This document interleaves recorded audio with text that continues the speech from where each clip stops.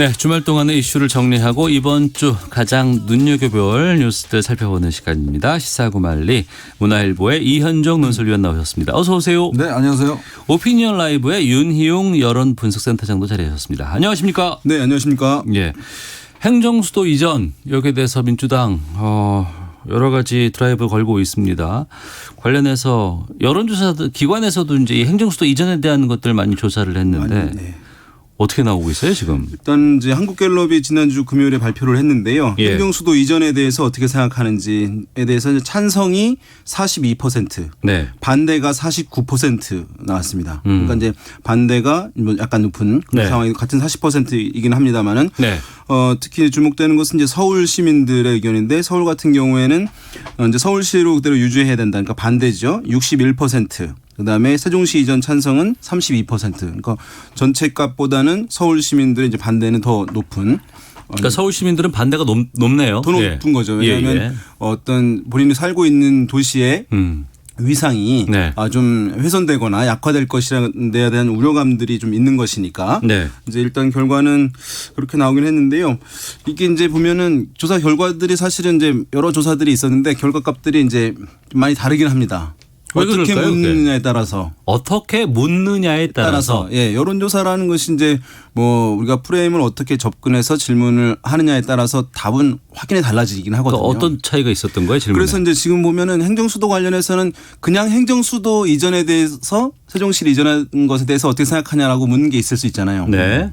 그다음에 어떤 기관을 옮기는 것에 대해서 그러니까 청와대 또는 국회를 세종시로 이전하는 것에 대해서 어떻게 생각하느냐라고 묻는 방식이 또 있는 것이고 지금 방금 말씀드렸던 이제 한국갤럽 조사 같은 경우는 설문지가 이렇게 되어 있습니다. 최근 국가 정치 행정의 중심지를 서울에서 세종시로 옮기는 행정수도 이전 방안이 논의되고 있습니다. 네. 이에 대해서 어떻게 생각하십니까? 그러니까 서울시가 정치 행정의 중심지라는 것을 다시 한번 각인시키고 이전을 물어봤으면 이제 사람들 같은 경우에 서울 시민 같은 경우 특히 어렵게 중요한 이제 지역인데 이것을 이제 옮기는 것에 대해서 이건 약간 이제 반대가 높아질 수 있는 것인데 아까 말씀드린 대로 그냥 행정수도 이전에 대해서 묻게 되면 또 이제 찬성이 좀 더 높은 경우들도 있고요. 여기에 이제 아까 말씀드린 조사기관 한국갤럽의 조사에서는 이런 게 있었어요. 청와대로 옮기는 거, 국회를 옮기는 것, 네. 그다음에 서울대학교 옮기는 것 이렇게 기관을 나눠서 이제 물어보기도 했는데 거기서는 이제 국회를 세종시로 옮기는 것에 대해서는 뭐 찬성이 더 높았습니다. 찬성이 47%, 반대가 39%였으니까 네. 국회만 세종시로 옮기는 것에 대해서는 찬성이 높은데. 다른 기관이라든가 아니면 아까 말씀드린 대로 서울에 대해서 상징성을 언급하고 하게 되면 또 반대가 높기도 한 네. 이런 이제 조사를 어떻게 묻냐에 따라서 차이들이 나타나고 있다 이렇게 보고 있습니다. 행정수도 이전과 관련해서는 지역에 따라서 아니면 자신이 처한 현실에 따라서 여러 가지 것들이 좀 의견이 다를 수밖에 없거든요. 그렇죠. 네. 근데 이걸 어떻게 수렴을 할 수 있을까요? 그러니까 이게 이제 국토균형발전이라는 차원에서 이제 2002년도 노무현 당시 후보가 제시를 했고, 네. 그다음에 이제 그 경우 2004년도 이제 헌법재판소에서 이제 위헌 판결이 나면서, 그러니까 이게 이제 지금 수도 이전은 되지 않고, 그러니까 행정 도시를 이제 건설하는 방향으로 결론이 났지 않습니까? 네. 그 이후에 16년이 지난 다음에 지금 여당에서 다시 이제 문제 제기를 한 것인데요.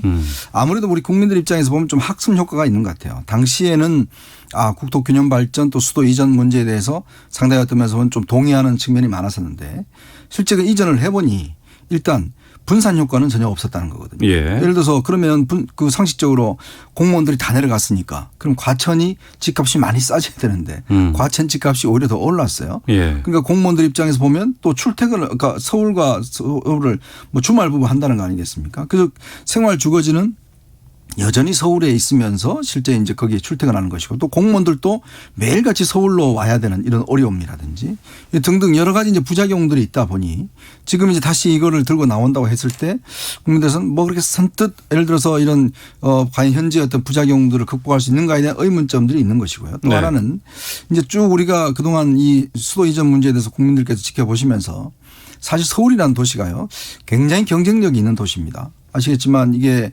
연방 국가 말고 그러니까 예를 들어서 미국 같이 크게 뉴욕, 워싱턴, LA 뭐 이렇게 나눠져 있는 나라 말고 이런 어떤 단위 작은 나라에서 어떤 집중된 도쿄라든지 파리라든지 서울이라든지 그런 면에서 볼 때는 이렇게 오랫동안 어떤 수도가 600여 년 넘게 한 군데 있는 나라가 거의 드물고요.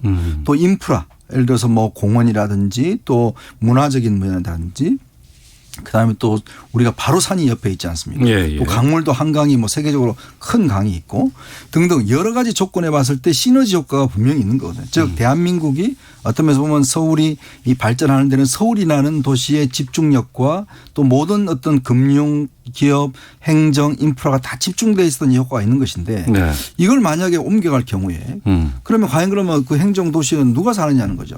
그러면 국회만 가고 청와대만 간다고 해서 그게 해결되느냐는 문제거든요. 그러니까 그런 면에서 봤을 때는 이제 조금 국민들께서는 아마 이 문제를 조금 이제 예전에는 이거 올라가면 그냥 국토가 좀 어떻게 좀 균형 발전되겠다는 막연한 어떤 기대에서 네. 지금은 좀 더 냉정하게 보시고 있는 게 아닌가 저는 그렇게 보고 있습니다.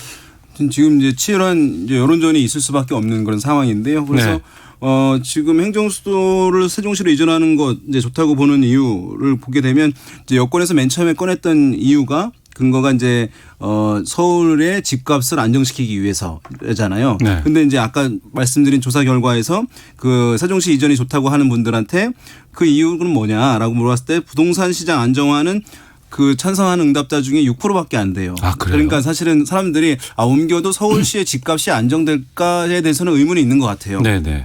대신 어쨌든 수도가 너무 과밀화되어 있으니까 서울이 이 문제는 뭔가 좀 해소가 필요하다라고 하는 부분들이 그런 응답들이 높게 나오고 있거든요. 그래서 아마 여권에서는 단순히 서울 집값 안정화를 위해서 이전하는 것이 아니라 네. 다른 더 큰 종합적인 이제 이유들 근거들을 마련하는 것이 이제 필요하고 아마 야권에서는 아마 그 부분은 이제 집중적으로 이제 반대하는 이전 반대하는 이제 근거들로 뭐 수도 서울의 상징성이라든가 이런 부분들을 이제 얘기를 할 것으로 보이는데요.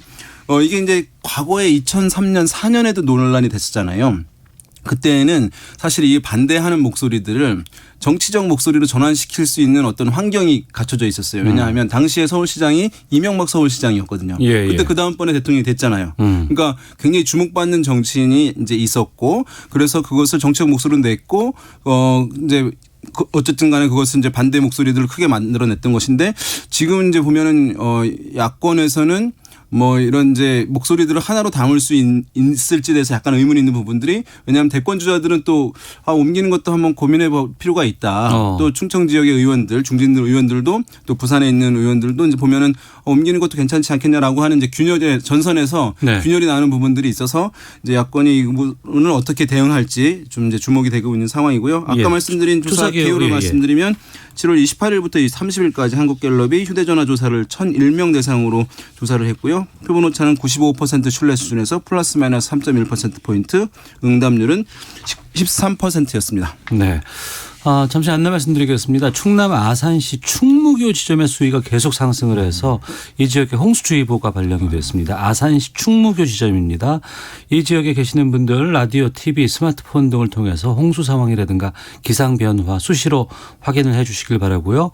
또 지금 서울, 경기, 인천, 강원, 충북, 경북 지역에 산사태 위기 경보 경계 단계가 발령되어 있습니다. 지금 계속 비가 오랫동안 내렸고 많이 내렸기 때문에 집안이 상당히 약한 상태죠. 이 산사태 취약 지역에 계신 주민들 또 방문하시는 분들 지금 산지 가까이 계신 분들은 유사시에 좀 안전한 곳으로 대피하시길 부탁드리겠습니다. 인명피해 계속 나고 있습니다. 주변에 산사태 혹시 있을지 모르니까요. 계속 주의해 주시고요. 또 대피하라는 것 문자로 갈 거예요. 가게 되면 즉시 좀 그곳에서 좀 빠져나오시길 부탁드리겠습니다. 자, 시사구말리 이현정 문화일보 논설위원 윤희용 오피니언 라이브 여론분석센터장과 함께 말씀 나누고 있는데요.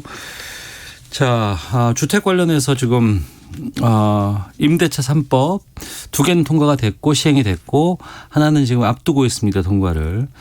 법사위 상정에서 시행까지 이게 48시간이 채 걸리지 않았다고 합니다. 부동산 안정을 위해서는 지체할 수 없다는 게 여당의 입장인데 이 입법 속도전 어떻게 보고 계신지 좀부터 말씀 듣겠습니다. 이현정 논설위원님께서 말씀해 주시죠. 근데 어쨌거나 여당이 이제 다수 의석을 차지하고 난 다음에 여러 가지 이제 압박을 받았을 겁니다. 네. 뭔가 성과를 보여야 될 것이고 특히 이제 부동산 문제 같은 경우는 전 국민이 해당되는 문제잖아요. 네네. 이제 그러다 보니 이게 여론에 굉장히 밀접하게 연결이 돼 있습니다. 특히 왜냐하면 지금 당장 이제 20대들, 30대들 결혼을 앞두고 있는 뭐 저희 조카들도 그렇습니다만은 지금 집을 어떻게 구해야 될지에 대해서 정말 깜깜하거든요. 그리고 이제 30대 넘어가면 이제 애 하나 키우면서 어떻게 집을 좀 늘려나갈까라는 문제들, 예. 내 집을 어떻게 가질까의 문제, 또 40대, 50대 같은 경우는 집을 이제 좀 더 큰 건 가는지 아니면 이제 이 세금 문제라든지 또 60대 저희 뭐 선배들 같은 경우 보면 집을 한 채 가지고 있는데 문제는 여기 세금이 지금 너무 이제 많이 매겨지니까 이 부분에 대한 이제 걱정들. 그러니까 전 국민이 어떤 면에서 보면 다 내용은 다르지만 부동산 문제에 관심을 가지는 거거든요. 근데 지금 이제 정부 입장에서 보면 원래 임대인과 임차인이라는 게 어떤 적절한 균형과 긴장 속에서 이제 정책을 해야 되는데 지금 네. 보면 임차인 쪽에 이제 많은 어떤 면에서 보면 무게를 두고 이번에 발표를 한 거 아니겠습니까? 네. 그만큼 이제 주거 안정이 필요하다라고 이제 생각을 한 것인데 근데 법이란 게 그렇습니다. 이게 이 디테일에 악마가 있다고 그래서요. 결국은 어떤 면에서 보면 법안을 만들 때 조항 하나 이게 잘못되는 바람에 굉장히 어떤 면에서 보면 이 해가 되는 게 있어요. 이번도 마찬가지로 정부 입장에서 보면 선의로 예를 들어서 2+2를 하지만 네. 실제 시장에서 느낄 때는 또 다른 느낌으로 다 가는 거거든요. 그러면 거기에 따르는 보완책이나 그다음에 이제 또 이 전세 사는 분들이 똑같은 전세가 아니지 않습니까? 10억짜리 전세가 있고 20억짜리 전세가 있고 자가라고 해서 똑같이 많은 금액이 아니라 뭐 3억짜리 자가가 있고 4억짜리가 있고 여러 가지 있기 때문에 거기에 따라서 보호해야 될 권익도 다른 거거든요. 그러면 그걸 좀 더 꼼꼼하게 야당과 함께 가져갔어야 되는데 네. 책임도 가져간다면 뭐 국민들 입장에서 보면 설득할 수 있는 명분이 될 텐데 이걸 이제 지금 여당 단독으로 이렇게 해놓으니까 더 반발이 저는 더 심한 게 아닌가 실제로. 네. 어떤 시장에 대해서도 마찬가지고 또 여당은 여당대로 지금 일단 뭐 호랑이 등에 탄 지금 상황이니까 거기서 또 어떻게 지금 다시 돌릴 수는 없는 상황이고. 예, 예. 근데 시장은 시장대로 이 법에 대해서는 굉장히 제가 아까 말씀드렸던 선의의 법이라고 생각하지만 실제 시장에 나올 때는 굉장히 다르게 해석할 수가 있는 것. 그것이 지금 굉장히 문제가 좀 노골화되고 있는 시점이 아닌가 싶습니다.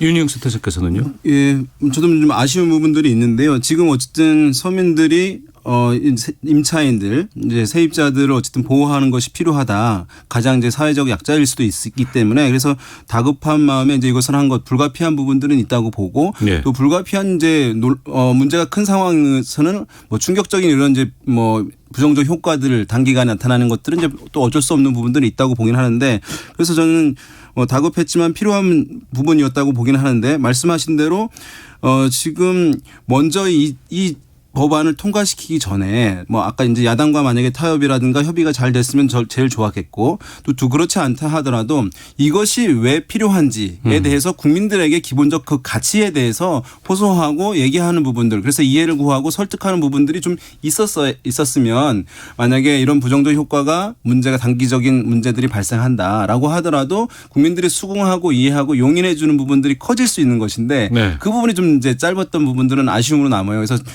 실제 모든 정책들 같은 경우에 보면은 국민들 찬반이 있다 하더라도 우리가 이제 뭐 민심은 천심이라고도 합니다만 그 말 뒤에는 저는 어떻게 보면은 꾸준히 설득하게 되면은 그 민심이 저는 돌아설 수도 있다고 보거든요. 아니면 반대의 강도를 낮춰준다고 그 과정에서 필요한 것은 어쨌든 이해와 설득을 구하는 과정이 반드시 이제 필요한 것인데 지금은 너무 이제 급박했기 때문에 뭐 빨리 할 수밖에 없었다. 문제를 최소화하기 위해서라고 하는 얘기가 가능할 수는 있겠습니다만은 어쨌든 매우 중대한 국민 전체 영향을 미치는 이 사안이 좀 빠르게 이런 설득 이해 과정이 좀 부재하게 간 것에 대해서는 좀 아쉬운 부분이 있다고 생각됩니다. 두 분 다 법안 처리에 대해서는 빠르다라고 말씀하셨는데 그렇다고 하면 또 통합당을 좀 얘기를 해볼 수밖에 없는데 이번에 법안 처리 통과 과정에서 참 무기력한 모습을 보여줄 수밖에 없었거든요. 지금 뭐 장외로 나가느냐 마느냐 이것도 좀 선뜻 결정하기가 쉽지 않은 상황이고 통합당의 입장은 어떻게 보셨어요? 그러니까 저는 상징적으로 이번에 윤희숙 의원이 국회 5분 연설에서 상황을 예. 뒤집어 버렸잖아요. 그건 뭐냐면 야당이 해야 될 게 저는 그런 거라고 봅니다. 그러니까 어떤 문제점에 대해서 국민들에게 이야기를 하고 네. 그럼 우리는 이런 대안을 가지고 있다. 이게 이제 어떤 야당이 해야 될 역할이거든요. 네. 그리고 또 이게 정말 이 법이 안 된다 싶으면 모든 합법적인 수단과 방법을 가려면서 본인들의 주장을 해야 되는 게 야당의 임무예요. 네. 그리고 어쩌면 국민들을 보시기에 그냥 뭐 너 마음대로 해라고 이렇게 나가면 어떤 면에서 보면 책임이 없습니다. 근데 문제는 그걸 끝까지 예를 들어서 본인들이 주장을 하고 필리버스터도 하고 우리가 뭐 미국이라든지 우리도 마찬가지입니다만은 진짜 뭐 10시간 20시간씩 발언하면서 본인들의 주장을 하잖아요. 네. 그 과정을 통해서 국민들이 아, 야당의 주장이 저런 게 있구나. 그러면 저게 어떤서 국민들이 판단할 수가 있습니다. 근데 야당이 지금 뭐 워낙 상임위원장도 다 가고 일단 기본적으로 기울어진 운동자인 거는 다 국민들이 아실 거예요. 네. 그러나 분명히 이 사태를 접근하는 야당 의원들의 어떤 접근 방식.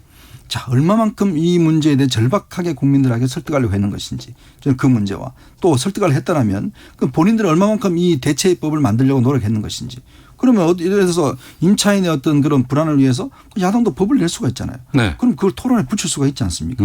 이제 그런 방식으로 해야 되는데 뭐 너네들 마음대로 해 토론 안 해주니까 물론 뭐 여당 입장에 밀어붙이기 때문에 거기에 속수무책일 수는 있습니다. 네. 그러나 또 야당 입장에서 보면 그런 것들을 어떤 면에서 저항을 해내고 또 거기 속에서 국민들한테 우리의 주장을 하면 국민들은 또 야당한테 힘을 실어줄 수가 있거든요. 오늘 예. 보십시오. 유니스 의원 5분 동안 정말 짧은 시간 동안 압축적으로 이 문제를 지적하니까 국민들이 박수 쳐주잖아요. 저는 그래서 야당이 좀 바뀌어야 된다고 생각이 들어요. 단순히 아 여당이 다 차지하니까 그냥 너네들 다 책임져 라고 하면 속 시원할지는 모르겠어요. 그러나 또한 야당이 앞으로 나갈 때 보면 저 정당한테도 우리가 집권해도 되겠구나. 맡기려고 그러면 좀 믿음직해야죠. 네. 연설 내용 때문에 윤희숙 의원이 상당히 칭찬을 받았는데 또 정작 본인이 3주택자라 그래서 이게 또 서민의 이 그 상황을 대변할 수 있느냐라는 뭐 이런 비판들도 좀 여당 쪽에서는 지금 나오고 2주택자인가요? 예, 정정하겠습니다. 뭐 2주택자 또 그것을 반박한 또 여권 의원은 뭐 더 주택이 또 많기도 하고 이런 얘기들이 있는데 저는 뭐 이런 것들은 곁가지 얘기라고 생각합니다. 왜냐하면 국회의원이 어쨌든 그런 입장에 처한 국민들을 대변해서 네. 얘기하는 것은 뭐 본인이 거기에 약간 이제 적절한 뭐 조건에 맞지 않는 부분이 있다 하더라도 대변해서 얘기할 것들은 국회의원들의 의무이기 때문에 네. 그것이 뭐 2주택자가 얘기했기 때문에 진정성이 없다. 또 그걸 반박한 사람은 또 3주택자이기 때문에 반박할 자격이 없다. 이렇게 하는 것은 이제 곁가지 얘기라고 보는데 어쨌든 윤희숙 의원의 그 연설이 저는 이제 야당이 나아갈 방향을 보여주었다고 보여요. 그래서 네. 저는 그것으로 국민적인 관심을 얻었다는 것은 장외투쟁은 굳이 선택할 이유가 없어졌다라고 보여요. 왜냐하면 이렇게 미디어가 발달된 상황에서 이렇게 진정성 있게 합리적인 대안을 갖고 얘기를 했을 때 국민들이 귀담아 들어주는 것인데 장외에 나아간다고 지금 해보세요. 그러면 어느 국민들이 관심을 갖겠어요. 학생은 학교에 가고 국회의원들은 국회에 있어야 한다는 게 우리나라 국민들의 상식으로 이제 자리 잡힌 바이거든요. 네. 그런 면에서 저는 야당에 나아갈 방향을 확실히 이제 알려준 것이라고 할 수 있겠고 야당 의원들의 이런 비판들은 좋은데 다만 그렇다고 해서 지금 세입자들이 피해를 받는 상황, 주거 안정이 위협받는 상황에서 그러면 그것을 4년을 보장해 주는 것은 반드시 필요한 상황이거든요. 그런 네. 상황인데 그것은 놔두고 지금 당장의 전세 물량이 줄어들거나 당장의 부작용이 있는 것을 또 부각해서 안 된다. 이 법이라고 하는 것은 또 무책임한 측면이 있어요. 우리 이 의원님 말씀하신 대로 거기에 맞게 다른 이제 보완 입법들을 주장을 내세우는 것도 함께 하면서 주장을 해야지. 네.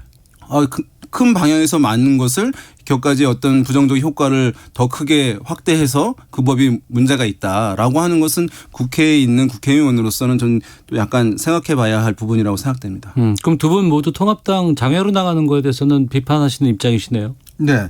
좀 전에 이제 윤희숙 의원이 나와서 예. 윤희숙 의원 좀 더 설명을 드리면 이분이 원래 이제 그 KDI에 근무하셨거든요. 예. 그리고 성북 도남동에 조그마한 집을 하나 가지면서 그 KDI 옆에 있으니까 그러다가 이제 세종시로 옮겨가면서 세종시에 특별 분양을 받았어요. 그것도 뭐 조그마한 주택을 받아서 그 집에 왔다 가서 하시다가 이번에 기획재정위원이 되면서 그 집을 팔았습니다. 오해가 될 수 있다는 해서. 근데 이번에 서초에 출마를 했잖아요. 예. 그래서 도남동에 있는 집을 전세를 주고 본인도 임차인으로 이제 그 방배동에다가 임차를 한 거예요. 그래서 본인이 연설할 때 저는 임차인입니다라고 한 이야기가 이제 그런 이야기고 그리고 박범계 의원이 이제 뭐 본인 임대인도 아니냐 이렇게 이야기를 하는데 물론 임대인과 임차인이 동시에 어떤 지위를 갖고 있죠. 그러니까 도남동은 임대인이고 그렇죠. 서초동은 임차인이군요. 네, 그렇습니다. 그러니까 두 가지 어떤 신분을 동시에 가지고 있는 상황에서 네. 본인이 그 이야기를 했는데 그거를 지금 뭐 박범계 의원은 지금 뭐 상가나 등등 해서 이제 집이 세 채인데 뭐 세 채 왜 당신이 임대인이면서 왜 임차인 척 하느냐라고 이야기를 하잖아요. 그럼 우리 국회에요. 말할 사람 한 명도 없습니다. 이런 식의 비판은 옳지가 않아요. 알겠습니다. 게다가 지금 민주당 윤준병 의원도 상당히 지금 여러 가지 논란에 되고 있어요. 전세가 월세로 바뀌는 것. 이게 뭐 나쁜 현상이냐 이런 반문까지 네. 나오고 있는 상황인데 이건 어떻게 들으셨어요? 이게 이제 윤준명 의원이 뭐 서울시 행정부시장을 했기 때문에 사실 이제 정책적인 측면에서는 전문성이 이제 있다고 평가가 되고 있어요. 이번에 이제 호남에서 출마를 해서 당선이 되긴 했는데요. 실제로 이제 전세가 우리나라의 좀 독특한 현상이긴 하잖아요. 이것이 이제 줄어드는 것은 최근에 이제 급격하게 감소세가 있는 측면이 있지만 장기적으로 전세가 줄어들어 온 건 맞는 것입니다. 그러니까 네. 부동산 시장에 가보게 되면 저도 예전에 보면은 완전 전세는 잘 없어요. 그러니까 그런 현상들이 있고 좀 요즘 가속화된 반전세 많이 반전세가 들었더라고요. 많은 것이죠. 네. 그러니까 사실은 전월세가 이제 혼합되어 있는 형태들이 많은 상황이고 그래서 이제 이후에 가면은 뭐 월세로 가는 것이 이제 목돈을 마련하기 어려운 최초에 시작하는 서민들한테는 오히려 월세가 바람직하지 않겠느냐라고 하는 취지로 이제 얘기한 것인데 어떻게 보면 이제 최근에 금융이 잘 돼 있어서 전세 목돈을 마련하기 쉬운 부분들이 있거든요. 실현 자금들 같은 게 전세 대출 나오니까 그렇게 제도랑 같이 결합해서 보면 여전히 또 전세를 선호하는 이유는 나름대로 이유가 있는 것이니까 제가 봤을 때는 이런 정책적인 전문성을 갖고 얘기하는 것도 좋은데 실제 국민들의 정서 이런 부분도 함께 살피면서 균형 있게 좀 메시지를 전달했을 때 또 국민적 공감도가 더 높을 것이라고 보입니다. 네. 제가 미국에 잠깐 살 때 이제 이 월세를 줘봤거든요. 근데 엄청나게 나가더라고요. 그러니까 미국 사람들 제가 물어보니까 자신들 연봉에서 거의 한 40% 정도 월세가 나간다고 그래요. 그러니까 우리나라 전세를 하게 되면 지금 전문가들 이야기로는 전체 수익 중에서 주거 비용이 한 10% 정도 한다고 합니다. 근데 이게 월세로 됐을 경우에 한 20%가 넘어간대요. 그만큼 뭐냐면 전세라는 제도가 주거 안정에 효과가 있었죠. 근데 월세가 되면 사실은 부담이 더 커집니다. 바로 그런 점을 좀 지적을 해야 되는데 무조건 이거는 좋고 나쁘다 이런 식으로 해서는 안 될 것 같습니다. 알겠습니다. 지난 2월부터 6개월간 특히 4.15 총선 지나면서 시사고말리 함께해 주셨습니다. 여론조사 전문가 윤희용 센터장께서 오늘 마지막 출연이시라고 하는데요. 청취자 여러분께 인사 말씀 짧게 부탁드리겠습니다. 예, 그동안 아무튼 청취자 여러분들 만날 수 있어서 감사했고요. 균형 있게 다양한 시각에서 하려고 했는데 어떠셨는지 모르겠습니다. 다음에 또 인사드릴 기회가 있으면 좋겠습니다. 자, 고맙습니다. 시사고말리 마치고 저도 인사드리겠습니다. 두 분 안녕히 계세요. 네, 감사합니다. 고맙습니다.